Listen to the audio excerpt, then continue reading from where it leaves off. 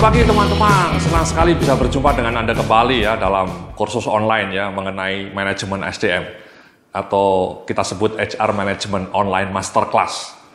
Jadi dalam video kali ini, dalam topik kali ini kita akan belajar mengenai assessment center, Mas. Ya, bagaimana mengukur kompetensi secara dengan metode assessment center. Ya. Jadi sebenarnya metode assessment center ini sudah berkembang lama, Mas ya. Sejak tahun 80-an. Pertama kali dikembangkan di Amerika Serikat untuk melacak kompetensi para karyawan di perusahaan AT&T, perusahaan telekomunikasi terbesar di Amerika. Jadi kemudian ini berkembang menjadi salah satu alat ukur yang valid untuk melacak kompetensi, ya, terutama kompetensi soft, ya, soft kompetensi. Jadi seperti manajerial kompetensi, problem solving, leadership. Jadi memang assessment center itu lebih banyak digunakan untuk menguji kompetensi soft atau managerial kompetensi, bukan hard kompetensi ya, atau kompetensi teknis. Nah, dalam video kali ini nanti kita akan belajar berbagai metode atau instrumen yang biasanya digunakan untuk melacak kompetensi seseorang melalui metode assessment center. Saya juga akan ngasih contoh-contohnya dan Anda juga bisa mendownload beberapa instrumen dalam alat tes assessment center itu. Jadi mari coba kita langsung saja ya, di dalam agendanya, di dalam agenda yang tertampil di depan halaman, di depan layar Anda ini ya, saya akan mencoba memetakan mengenai apa itu pengertian assessment center terlebih dahulu. Kemudian kita akan bicara mengenai peran asesor dalam assessment center. Dan kemudian kita akan bicara lebih banyak mengenai instrumen yang digunakan dalam assessment center. Baik itu instrumen in basket, role play, case analysis and presentation, group discussion, kompetensi based interview, dan kompetensi based interview ya. Jadi nanti kita akan belajar banyak mengenai instrumen-instrumen itu. Karena itulah instrumen yang paling lazim digunakan dalam berbagai tes assessment center. Kemudian kita juga akan mencoba secara ringkas belajar mengenai bagaimana caranya mendesain instrumen assessment center dan kemudian menulis laporan assessment. Baiklah, langsung mari kita lanjutkan dalam slide berikutnya ya. Jadi di dalam slide berikutnya saya cerita mengenai what is assessment center ya. Seperti yang tertampil di depan Anda ini ya, assessment center itu adalah proses sistematis untuk mengakses kompetensi individu. Kompetensi yang dianggap kritikal bagi keberhasilan kinerja yang unggul. Kemudian menggunakan beragam materi atau instrumen tes, dan instrumennya ini didesain dengan mengacu pada indikator-indikator perilaku kompetensi. Jadi instrumennya ini dibangun based on kompetensi yang mau dilacak. Lebih khusus lagi indikator-indikator dalam kompetensi itu. Indikator-indikator perilaku yang termuat dalam kompetensi itu. Kemudian di halaman berikutnya Anda bisa lihat ya, assessment center juga melibatkan lebih dari satu asesor. Jadi biasanya assessment center itu asesornya bisa 2 atau bahkan 3 ya, minimal 2 ya. Di mana para asesor itu melakukan observasi terhadap perilaku-perilaku yang ditampilkan oleh para asesi ya, oleh para peserta assessment center. Kemudian nanti hasil observasi dari masing-masing asesor itu diintegrasikan, didiskusikan untuk mendapatkan titik temu dan kemudian nanti diwujudkan dalam bentuk laporan assessment. Jadi seperti yang Anda lihat di halaman berikutnya ya, ini langkah-langkahnya ya, siklusnya. Jadi kandidatnya berpartisipasi dalam serangkaian tes yang mengacu pada situasi kerja real. Asesornya yang terlatih secara seksama mengobservasi, mendokumentasikan perilaku yang ditunjukkan oleh para kandidat. Setiap asesor setidaknya mengamati setiap kandidat yang terlibat dalam proses assessment. Ya. Jadi memang ini penting ini Mas ya, satu asesor sebaiknya mengamati satu kandidat dalam satu instrumen tertentu. Misalnya dalam group discussion, pesertanya ada 5. Tentu tidak mungkin satu asesor mengamati 5-5-nya. Ya. Kalau Anda punya 3 asesor, ya sebaiknya dibagi 5 orang itu mau diamati siapa saja. Misalnya asesor A mengamati peserta 1 dan 2, asesor B mengamati peserta 3 dan 4, asesor yang ketiga mengamati peserta yang nomor 5. Jadi lebih konsentrasi, jangan satu asesor diminta mengamati 5 orang sekaligus dalam group discussion itu. Dia bisa overwhelm nanti asesornya, bisa overwhelm. Kemudian secara individual, asesornya melakukan penilaian, melakukan evaluasi berdasarkan observasinya. Baru kemudian setelah itu para asesornya yang 2 orang asesor tadi atau bahkan 3 orang melakukan diskusi, melakukan integrasi, penilaiannya masing-masing dikumpulkan dan kemudian dijadikan satu penilaian. Penilaiannya ini diskusinya tidak rata-rata Mas ya, misalnya asesor 1 ngasih nilai 4, yang kedua ngasih 4, yang asesor ketiga ngasih 3, kemudian dirata-rata. Tidak serigid seperti itu ya. Jadi diskusinya lebih mencoba melihat bukti-buktinya sebenarnya, bukan hasil akhirnya ya. Bukti-bukti perilaku yang ditampilkan oleh para peserta asesmen itu coba dielaborasi kembali, coba dilihat kembali oleh para asesornya. Ya, baru kemudian kita ngambil kesimpulan nilai akhirnya berapa.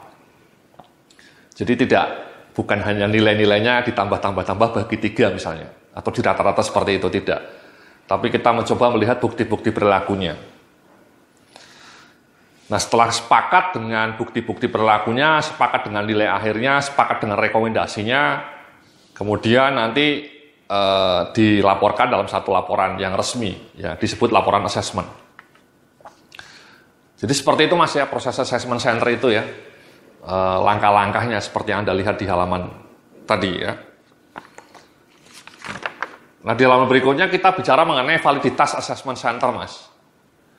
Ya, jadi memang sangat tinggi Mas ya, validitas assessment center dalam memprediksi potensi kinerja masa depan kandidat itu tergolong tinggi. Sebuah survei yang berlangsung selama 16 tahun Mas ya, jadi dilakukan oleh AT&T ini menunjukkan akurasi sampai 90% Mas. Jadi saat itu AT&T dengan kelompok penelitinya melakukan assessment center, kemudian hasil assessmentnya itu disimpan Mas, selama 16 tahun. Setelah 16 tahunnya dilacak kembali, para peserta itu sudah menjadi manajer, sudah menjadi VP, atau sudah menjadi GM yang hebat atau tidak. Ternyata korelasinya kuat Mas. Peserta-peserta yang mendapatkan skor A atau skor nilai bagus dalam proses assessment center, 16 tahun kemudian selalu akan menjadi seorang manajer yang hebat atau seorang GM yang tangguh. Ya, betapa powerfulnya itu ya. Jadi 16 tahun dilacak, ternyata hasilnya sangat berkaitan ya.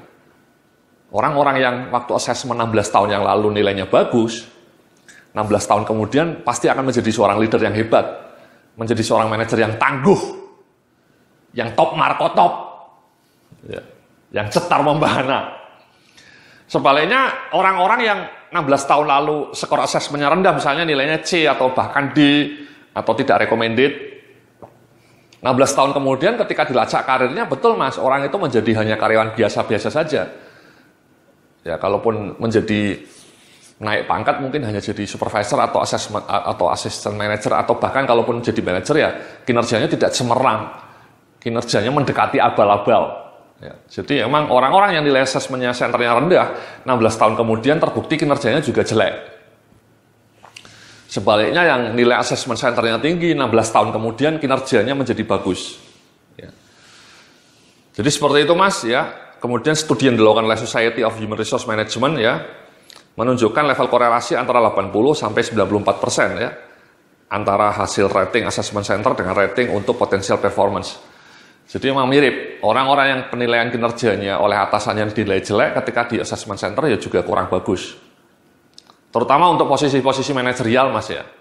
Sekali lagi memang karena assessment center ini didesain untuk melacak kompetensi-kompetensi manajerial dan pekerjaan-pekerjaan yang membutuhkan planning, membutuhkan problem solving, membutuhkan strategic thinking skills.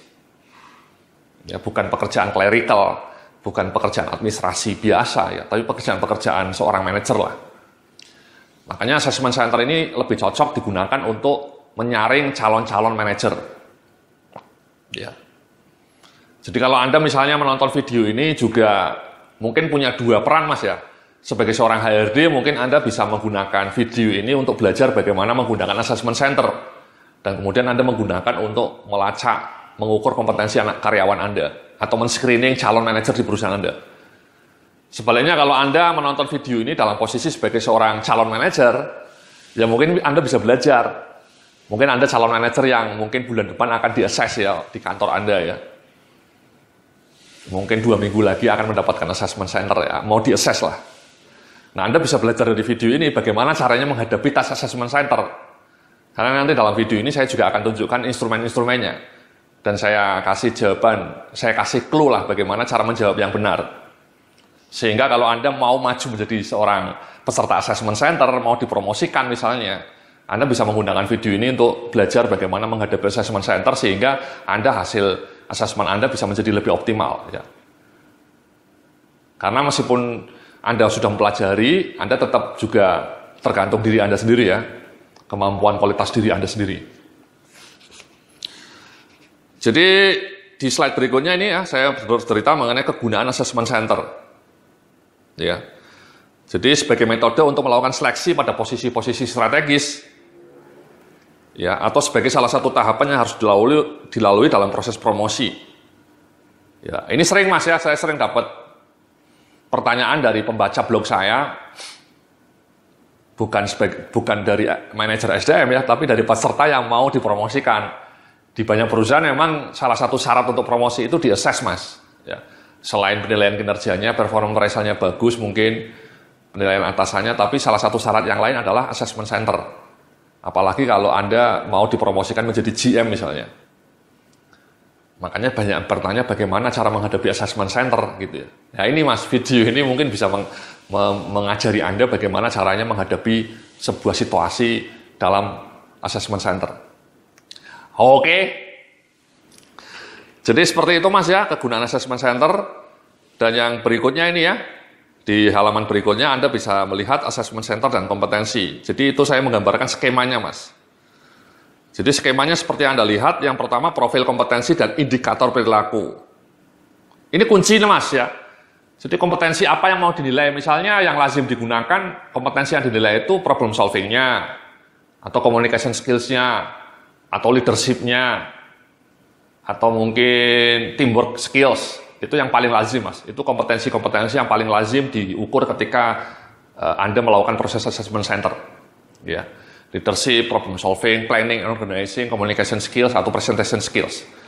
Nah, kompetensi-kompetensi itu disertai dengan indikator-indikator perilakunya yang akan jadi basis untuk menyusun instrumen.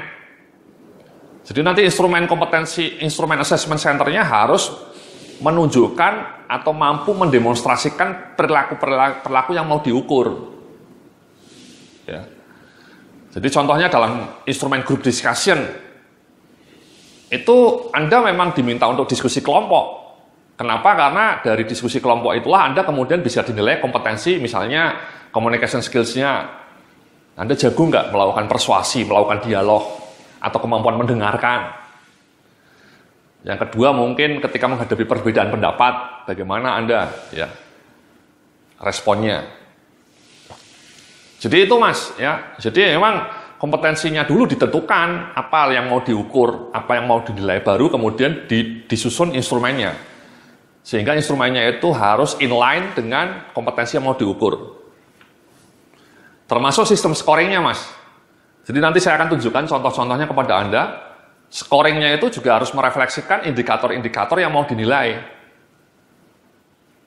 Ya, misalnya sekali lagi tadi contohnya adalah communication skills. Anda dinilai melalui group discussion. Nanti sistem scoringnya harus di breakdown sedemikian rupa sehingga dalam scoring itu akan muncul perilaku, misalnya cara Anda meyakinkan lawan bicara.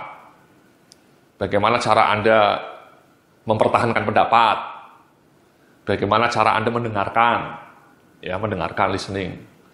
Bagaimana Anda menghadapi konflik, kalau dalam group discussion itu ada konflik.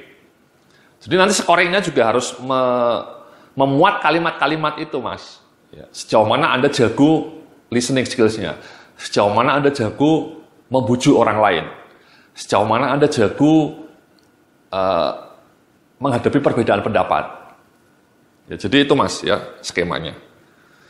Nah setelah dibikin instrumen tes, dibikin sistem scoringnya, kemudian Anda di-assess dan kemudian dilaporkan assessment-nya. Dan kemudian dikasih umpan balik. Sebaiknya hasil laporan assessment itu kemudian dikomunikasikan Mas ya kepada Anda, kepada para pesertanya. Dan expire-nya berapa tahun, itu memang tidak ada kepastian ya, tapi di banyak perusahaan memakai assessment center itu expiry-nya 2 tahun Mas, 2-3 tahun. Jadi setelah 3 tahun maksimal itu dianggap sudah kadaluarsa, sehingga dia perlu diakses lagi. Tidak setahun sekali ya, mungkin antara 2 sampai 3 tahun. 3 tahun menurut saya yang paling pas ya, 3 tahun. Jadi dalam 3 tahun itu biasanya orang juga bisa mengalami perubahan ya dalam konteks kompetensi manajerialnya. Jadi expired date-nya laporan kompetensi itu 3 tahun. Laporan kompetensi hasil assessment center. Jadi seperti itu Mas ya, pengertian dasar mengenai assessment center. Nanti dalam video-video berikutnya kita akan belajar mengenai tema yang lain, yakni mengenai peran asesor, dan kemudian setelah itu kita bicara mengenai instrumen-instrumen assessment center. Terima kasih, sampai jumpa dalam video berikutnya.